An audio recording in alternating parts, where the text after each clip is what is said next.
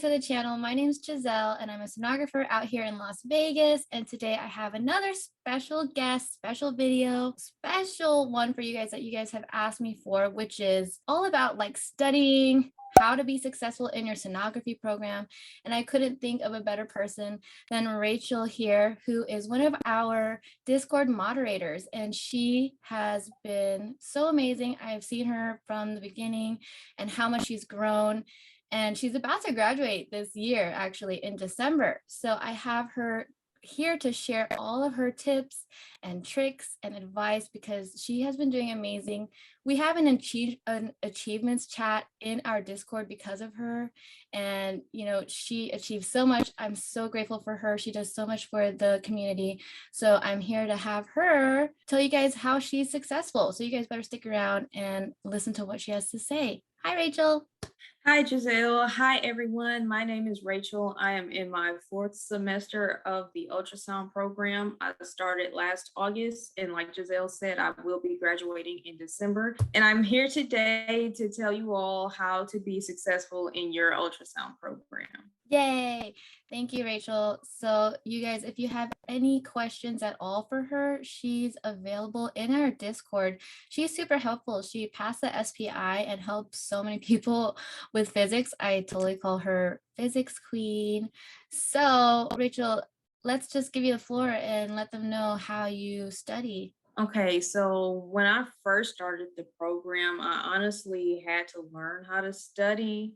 My prerequisite classes really did not prepare me for the workload in the ultrasound program. There's so much that we have to learn, different measurements and everything, all the different pathologies, normal anatomy. There's just a ton that we have to learn, and it's a lot of content in a short period of time. Because I know most people, they do associates programs and even bachelor's programs. It's still a lot of information to learn in such a short period of time. So you definitely have to pace yourself.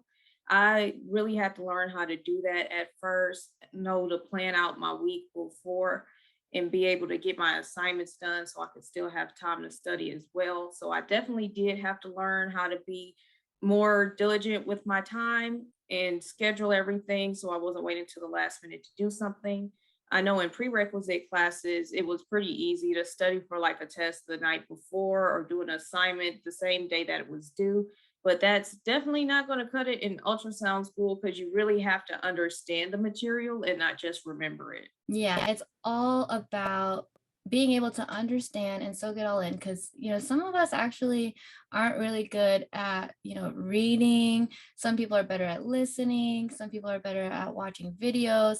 So how would you say is the best way to go about studying for classes, ultrasound classes? The way that I study for classes, so I read the chapters in the book first, or if there's a PowerPoint, I would go through those PowerPoints before class. So when class comes around, the terms are not completely brand new. I'm a little bit familiar with it, but our lecture would help further explain things. So when I take notes in class, I prefer to type because I can type faster than I can write. But writing is good also. Sometimes I will write some things down so they can stick in my brain a little bit more. But I mostly type my notes in OneNote and I put my PowerPoints on one side and I'm able to type my notes on the other side. So I'm not typing the actual PowerPoint. I can just type what my teacher says. Do you have classes in person or online? So what would you have to say to those people who are currently studying online? Well, when we first started the program, we were online because of the pandemic and everything, and they brought us back on campus the next semester. But when I was online, it was a lot harder for me to just stay focused into the material. So it was best to be able to block out all distractions if possible, be able to go to a quiet space while you have lecture, you know, possibly close the window or close the blind so the cars driving down the street doesn't distract you so you can actually focus on that lecture. Fortunately, in my program, our teachers actually record our lectures even when our classes was online. So if I missed something, I could watch the lecture again and go back to it. That's really good. I don't know how you guys did it online. I applaud you because that's really hard. So, how about test taking strategies and tips? I know in the sonography program, obviously, there's a lot of tests, and then you have to take all these board exams. And obviously, you just recently passed your SPI. So, when it comes to test taking, how would you say is the best way to go about it? For me, I just want to make sure that I have a solid foundation on everything first before I take a test. I love that a lot of our textbooks we have for school does have practice questions so I can quiz myself, but it's also important that you're not actually remembering the question because that's not the best way to learn. If you actually understand the content, you will be able to answer those questions. I noticed that sometimes I would change my answer on tests that I was unsure about, and I would actually change my answer from the right answer to the wrong answer. So I always suggest that you go with your first mind unless you're completely unsure. Also, notice that sometimes other questions on the test can help you with other questions. Like, for example, in our sectional anatomy class, you may have a question that says the pancreas is blank to the aorta. And say you just completely forget, if you go further on that test, you might actually see a picture in a transverse scan plane that has the pancreas and the aorta, and you can figure it out there and realize, okay, the pancreas is anterior to the aorta, and you can go back and answer that question. I've also noticed that sometimes on tests, you may have two answers or three answers possibly that are the same thing. So, for example, I know that a HCC, which is a hepatocellular carcinoma, is the same thing as a hepatoma. So if you see a question and it has two answers that are the same thing, you know that you can exclude them if it doesn't say some of the above or all of the above. Yeah, good tip. Process of elimination, looking forward to other questions that you may have that can spark something in your brain. So definitely use that to your advantage. I was a horrible test taker, so I wish I was like thinking about that back then.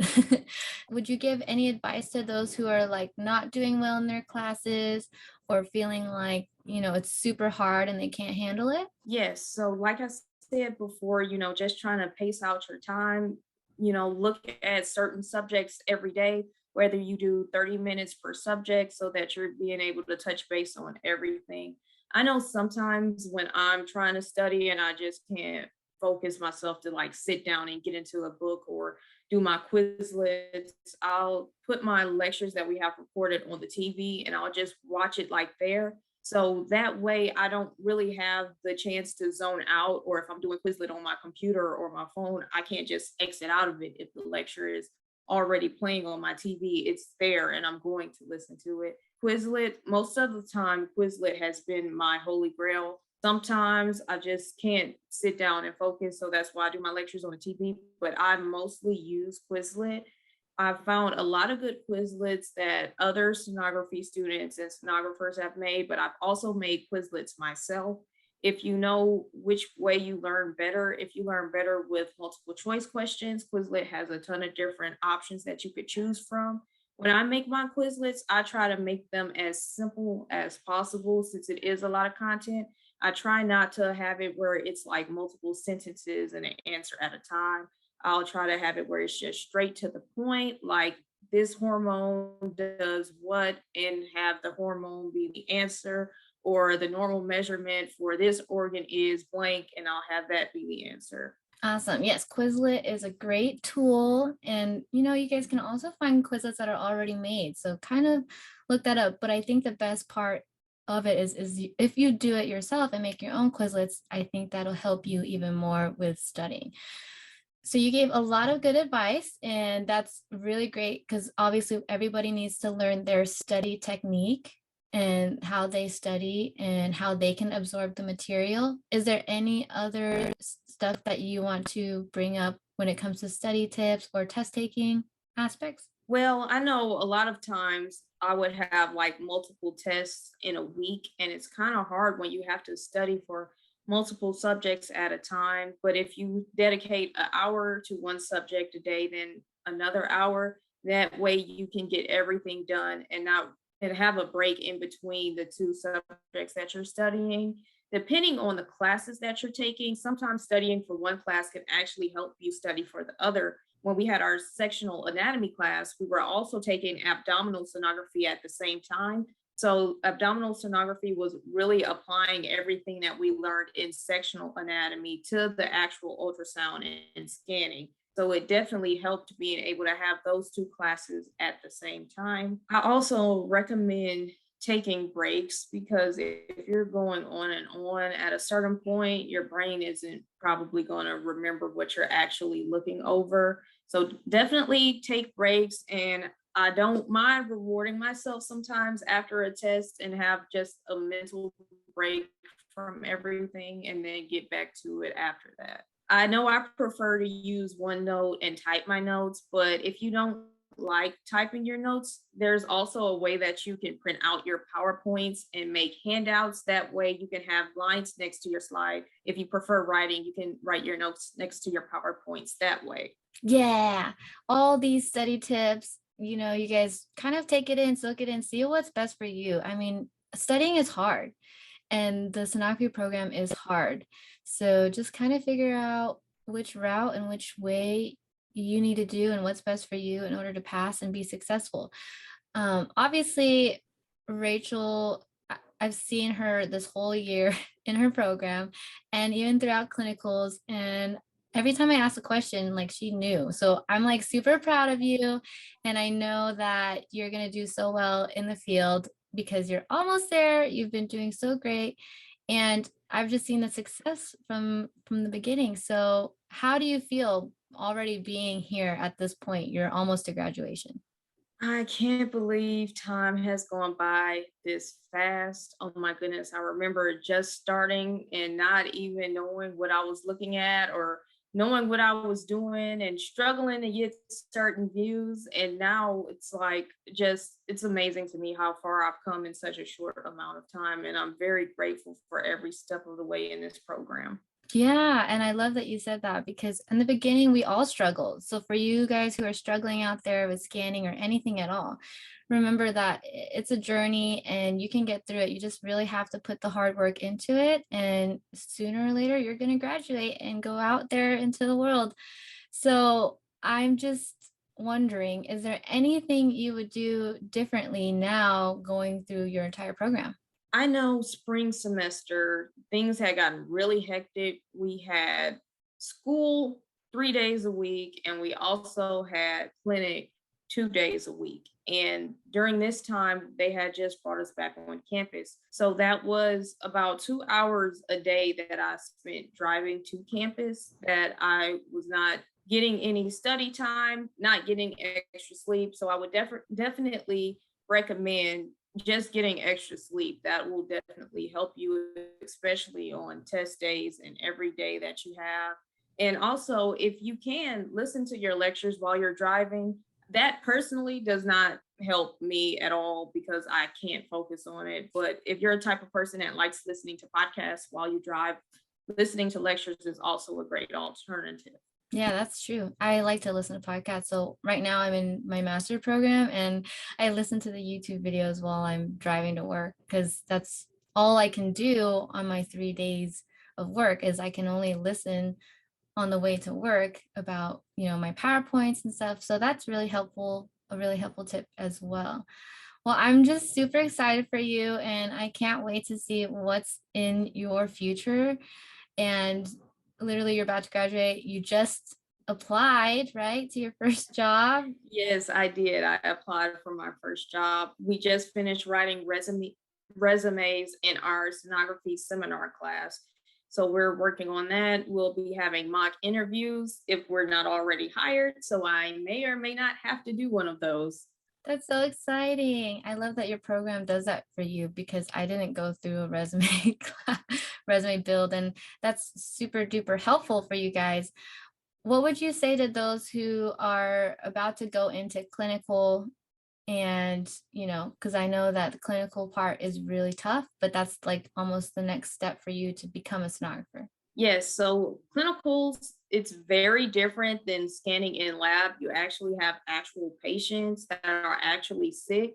So if they're grumpy or aggravated, don't take it personally. They're in a lot of pain and they just want answers. And that's what we're there for. When you go to clinic, make sure that you do everything that you can to help the sonographers because that'll help you get more scan time. Just stocking linen, refilling gel bottles, going to get patients, that'll help the sonographer out. And the things that you do to help them, they don't have to do, which they would be able to give you more scan time. I also recommend you taking a small notebook with you. I use mine for my logs, and I also write down everything that they tell me. If it's something about a certain pathology or a certain measurement that something is supposed to be, I write all of that down in there. You should also check and see if they have certain protocols that they go by. So when you are scanning, you know what images to take. Also, if you haven't learned certain exams yet, don't decline to scan them. Just explain to the sonographer that, hey, I haven't learned this in school yet, but I would love to scan if you would show me what to do. And that way, when you do learn it in school, you'll already know how to scan it. And there's a lot of programs that are just abdomen and OB if you go to a general program, but a lot of jobs do have vascular. So it is best to learn those type of things in clinics so you can actually be proficient in those exams before you graduate. So if there is a job that requires vascular, you can say, hey, I've done this already, even though it wasn't in my coursework. That's a really good tip. Take the initiative and learn as much as you can because the clinical is definitely different than lab and school, and you can scan whatever they let you scan. So that's a good tip. All right. Well, I hope you guys really, really enjoyed all the advice and tips that Rachel has given. She has been super successful in her sonography program. So definitely look into everything that she said today and take it in because it'll definitely help you on your journey. Are there any last tips that you want to give them? Also, what helped me was just studying with someone else, whether it be a classmate or my mom would actually help me study. And the way this helps me is that if I have a multiple choice question in a textbook and it shows me the answer right next to it, I'm seeing the answer without knowing how to get to that conclusion. So if you study with somebody else and they read you the question and you give them the answer and they say, no, that's not correct, you can go back and reevaluate and try to get to the right answer that way instead of just seeing it. Because if you see the answer, you've gotten to your destination without knowing how to get there. Yeah, that's really good because I like to also talk about it. And, the more you talk about it and think about it, that helps it stick in your brain. I usually say, like, if you're able to comprehend it, you're able to explain it to somebody else. That's really good advice, studying with somebody else, even if it's somebody who doesn't know ultrasound. Yes, my mom would be reading out of my Edelman book and she would be like, capital M, capital H, lowercase z. And I'm like, Mom, just say megahertz, please. Oh my But gosh. it was such a help. So I was able to, when I did get a question wrong, she could say, no, that's not the right answer, Rachel. And I'll go and back and think about it. And I'll eventually understand why my answer was wrong. Oh, that's so fun. Well, I'm so glad that you guys are able to hear from Rachel because she has been so successful. I'm so ready for you to graduate. Literally, she is one of the smartest people I know. And honestly, she'll answer pretty much any question you have in the Discord community. So if you are not in the Discord community yet, go ahead and send me a DM on Instagram or comment down below and we'll get you in there. Also, if you have any questions for Rachel, you can comment down below. She can see those and she can answer them for you. She also has a YouTube channel. Do you want to tell them what is your channel? My channel is a Pulse of Rachel, and it's pretty much just a look into my journey from being in ultrasound school and me transitioning into going into the workforce. I have weekend of the life videos. I have experiences about me taking the SPI, and I have a lot of cool stuff on there that students can relate to. And I'll also be trying to post some more content soon. I'm very busy studying for registries right now, but I'll definitely keep y'all updated on my channel. Awesome. Yes, yes, she has been studying a lot, but still has some videos up there. So go check them out. Go subscribe to her channel. Don't forget to subscribe over here and like our videos because we are doing these from the bottom of our hearts to help you guys. So thank you so much, Rachel, for being here. Is there anything else you want You're to welcome. say? You're welcome. Thank you for having me. And that's about it. All right, you guys, come hang out with us in the Discord, and we'll see you guys in the next video. Bye. Bye.